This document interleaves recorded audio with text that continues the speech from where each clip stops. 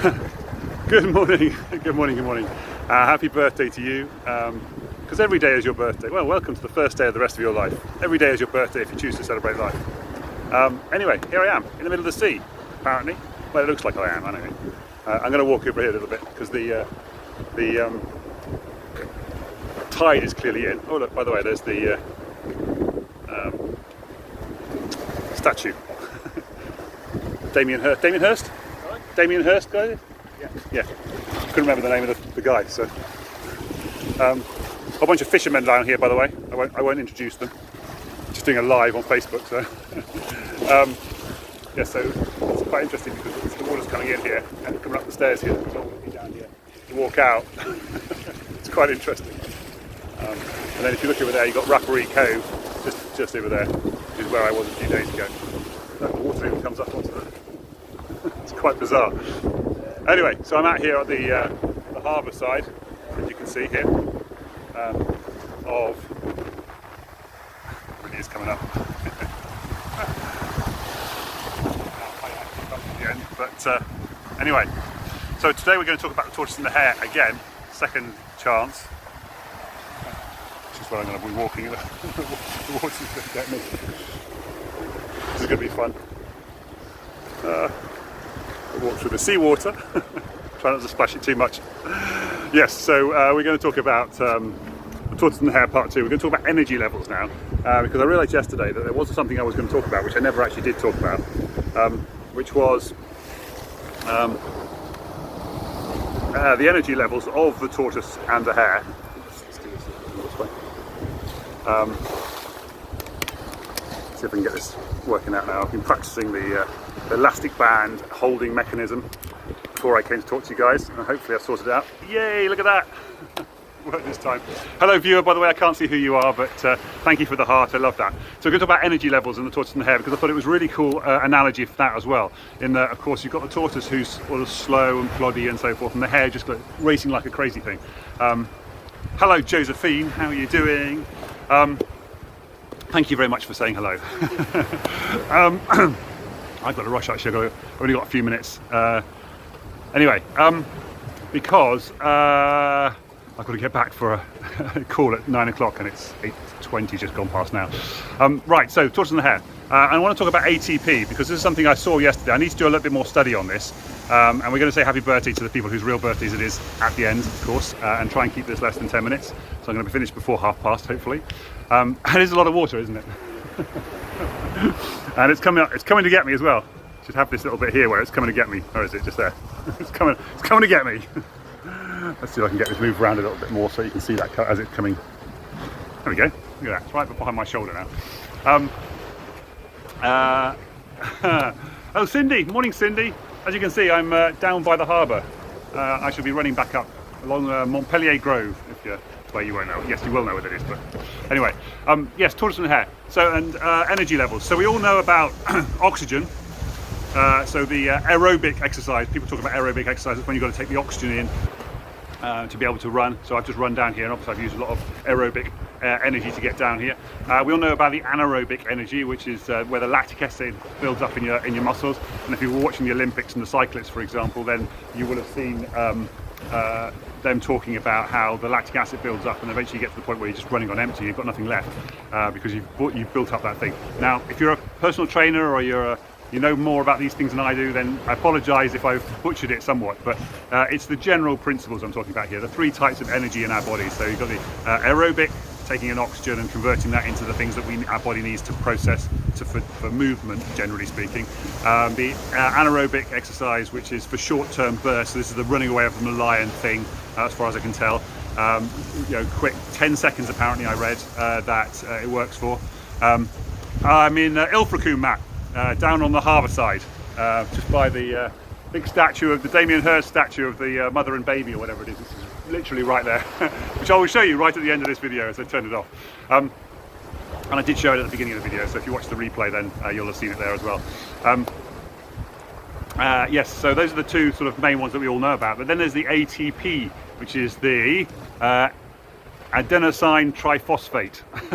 There's a PC bit as well. I'm not sure what the PC bit is. I haven't done enough studies on these things. But, and the reason I looked into this is because somebody was saying that your brain uses about 20%, 20 to 25, he said 25%, I've read 20% on other websites, of your ATP, your body's general energy. And as far as I can tell, this ATP is what generally runs your body. It's the stuff that fires all the nerves and gets your body going and keeps your heart beating and your lungs breathing and all that kind of stuff. So again, if you're a PT and you understand this stuff, apologise if I'm butchering it. I will do more study on this because I do want to look into it, and this is why I wanted to look into it, because they were talking about how much it affects how your brain uses like 20 to 25% of your ATP during the day. And the reason I want to talk about that is because we can spend a lot of our energy thinking and talking about actually, Josephine, you're on live, so you're not on replay. Your brain, we should spend a lot of time inside our brains thinking and processing thoughts and thinking about the past too much and fearing the future too much, and that can use a lot of energy, just firing those brains off and firing those thoughts off, and not necessarily useful energy, making decisions, trying to decide whether I'm going to do this thing or this thing. I remember when I had my breakdown in 2012, and I've told the story a few times before, but I was in the kitchen and I was meeting a girl for a coffee, and everything was ready early, so I was like, do I take some work with me and sit in the coffee shop and do the work there, or do I do some work here and then go down to the coffee shop later and not take the work with me? And I couldn't quite decide which one to do. And so I thought, well, I'm going to make myself a quick cup of tea while I'm here anyway, because like it's an hour until I'm meeting up for coffee. So I went to the kitchen and I thought, no, I'll get all the paperwork ready first, and then I'll make the coffee, because then I can do some work while I'm having the drinking tea. So I went back to the bedroom to get all my paperwork together. I said, no, I'll put the kettle on first. So I walked back to the kitchen to put the kettle on, and water coming up. Back to the kettle, and I thought, no, get the paperwork first and then go back into the kitchen and make the tea. And I did this about 20 times, and I thought, whoa, what is going on? This is ridiculous. So I said, right, just settle down, have a cup of tea, sit down and relax. And obviously during that whole process, my brain was switching between, do I do this, do I do that? And it was obviously using a lot of energy to make those decisions. And we can choose to reduce the amount of I'm getting concerned that I'm going to get splashed out of the middle. Can you hear that water coming over my shoulder? We can reduce the number of decisions we have to make by deciding in advance what we're going to do. I can't remember who it was, but somebody talked about, I think it was John Ashraf? No, somebody else. It was the guy who was the inspiration behind Show Me the Money, that movie. I can't remember the name of the movie. Jerry Maguire, there you go. The inspiration behind Jerry Maguire. And he talks about how he sets his clothes out the night before, so he makes a decision the night before, so when he gets up in the morning he hasn't got to use brain power to think about. Yeah, absolutely, it feels that way. It does feel that way. I don't think it's going to come up this high though. I really don't think it's going to come up this high. Not least because there's fishermen over there who absolutely know what they're doing. Clearly, look, if you just flick it around there, oh, you can't quite see them, but there's fishermen. They know what's going on. They wouldn't be fishing over there if they thought they were going to get wet anytime soon. They'd probably be down here on a regular basis. Anyway, so I'm going to wrap up now. But the thinking is that our brains are using a lot of energy thinking, and I think what a lot of problems, because I teach people how to recover from depression and get off antidepressants. I do wonder whether or not all of that thinking about the past and spending so much time churning over those thoughts of the negativity from the past and worrying about how you're going to be aha, I see, good one, nice one, Josephine. Good. Yeah, absolutely, no problem at all. And I do these roughly every day. So Josephine, so you can check me out on YouTube. You go youtube.com/John V Denley. All my old ones are on there. Or you can go and follow me on Instagram as well. A lot of them are on Instagram. Not all of them are on Instagram. They're always edited down because it can be maximum 15 minutes on Instagram. John V Denley everywhere.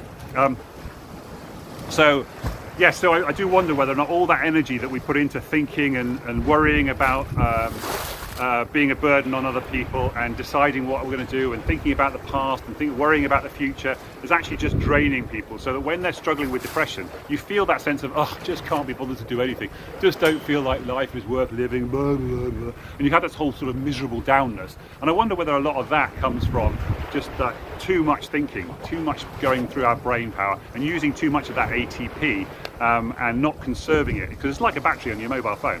You have a certain amount of ATP that builds up, and you only have a certain amount of it like during the day, decision making time. A lot of people talk about this decision-making ability during the day. And if we can reduce the amount of decisions we have, I mean, people like Mark Zuckerberg, for example, and Steve Jobs, they wore the same clothes every day because they didn't want to have to think about, well, what am I going to wear today? No, I'm just going to wear a grey t-shirt or a black polo neck or whatever it was every single day and wear the same thing, and then I don't have to think about I'm going to have to wear different clothes. It's just like a tiny little decision. But there are going to be lots of other decisions that you can make throughout the day as well about, I mean, coming down here, I'm just about started to sort out my sort of regular run route now, where I've been loads of places, down to Rapperie, I've been up to the other bit, and every day I'm thinking to myself, well, where am I going to run to today? And when I'm at home, that's not usually a decision to have to make. I usually just go, and I also don't know how long it's going to take things as well, because I've now got to run back up the hill to the house, and I'm not sure how long that's going to take me. Yes, well, I don't know whether the C works, but yes, exactly. You can just put youtube.com/John V Denley, that will also work. Thank you very much, Josephine, for putting that in there. Yes, yeah, so how many decisions are you making during the day? Are you making too many? Can you reduce the amount of decision making you're making? I'm going to look into the ATP, whether or not you're the tortoise or the hare. Are you plodding through your day, not having to make too many decisions because it's obvious and straightforward what you're going to do, or are you going to be like a hare and burn stuff off and so forth? So, morning, and make too many decisions and then have to sleep before you get to the end of the race because you're so exhausted from all that decision making and thinking that you've had to do. I don't know if that's a particularly good analogy, but I quite like it. And that's 10 minutes done. Excellent. So yeah.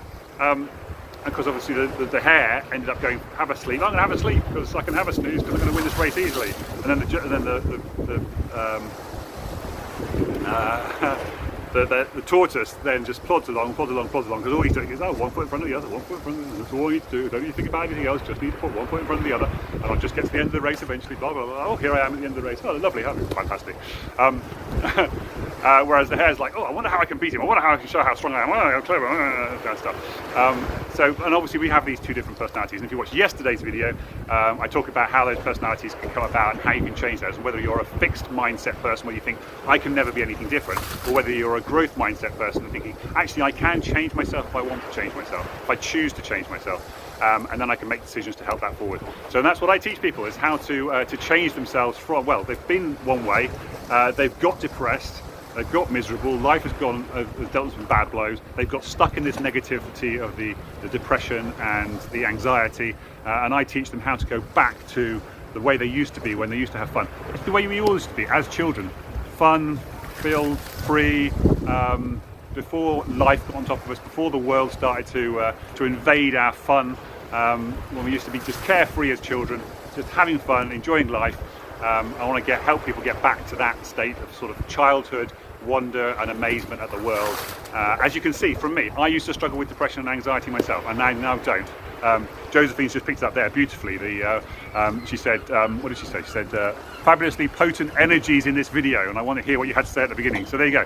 That's the energy that I've got now, having struggled with anxiety and depression for like 10 years, and now figured out how to get off antidepressants, how to get away from depression, and never struggle with depression and anxiety ever again, because I completely understand how to control my thoughts and my actions so that my feelings and my emotions are within bounds of what I can control and manage on a daily basis. So anyway, if you're interested in learning all about that stuff and the programs I've got coming up to help people do that, if you know anybody who's struggling with depression and wants to get off antidepressants, let me know and I can help them. Thanks very much. Take care, guys. See you soon. I'll send you all the love. Have a lovely Wednesday. I'm going to run back and go like crazy because I've got to get back and have a shower before 9 o'clock. So take care. See you soon. Bye for now. Bye. Thanks for everybody for your feedback, by the way, and input. Love it. Yes, let's do that, Cindy, sometime. I'm not sure when.